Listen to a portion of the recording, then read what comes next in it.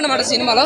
But story పరంగా screen play పరంగా కొంచెం రొటీన్ చేసారు అనిపించింది. ఎందుకంటే మనకి గత సినిమాలతో పోలిస్తే పఠాన్ కానీ లేదంటే వారు కానీ ఆయన అన్నీ ఎలా ఉంటాయి అంటే ఒక ఎవరో విలన్ ఉంటాడు కనిపించిన ఒక స్పై ఉంటాడు. ఆ స్పైలో వీళ్ళు వెళ్తూ ఉంటారు. సేమ్ ఇది కూడా అదే ప్యాటర్న్ వెళ్ళిపోయింది.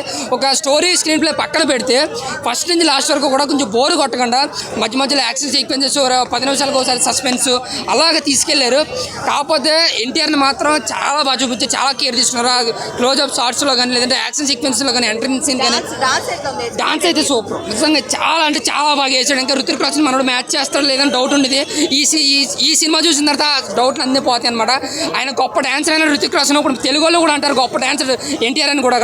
చాలా అంటే చాలా బాగుంది. అంటే ఫస్ట్ టైం బాలీవుడ్ ఎంట్రీ ఇచ్చాడు కానీ గట్టిగానే ఇచ్చాడు అనుకోవచ్చు. కలెక్షన్లో బాగా వస్తే సినిమా కూడా బాగానే ఆడుతుంది. అంటే మన ఉదయంగా సినిమా పరంగా బ్లాక్ బస్టర్ గూస్ బాంబ్స్ ట్విస్టులు ఉంటాయి అనుకుంటే ఆయన కాల్ రియాక్షన్ సినిమాలో లేదు. కానీ బోరు కట్టుకుని జస్ట్ ఓకే గట్టిగా చెప్పుకోవచ్చు అన్న సినిమా. అంటే ఒక్క సీనే లాగే అవుతుంది. అది కూడా ఇంటర్వెల్ సీన్లో కొంచెం లాగే అనిపించింది. ఎక్కడ మనకు అనిపించింది లాగన్నట్టు. మీకు బయటకు వస్తానికి కొంతమందికి అనిపించవచ్చు కానీ ఆయన ఎంట్రీ సీను క్లైమాక్స్ ఫైట్ క్లైమాక్స్లో లాస్ట్ 30 మినిట్స్ అయితే నిజంగా గూస్ బాంబ్స్.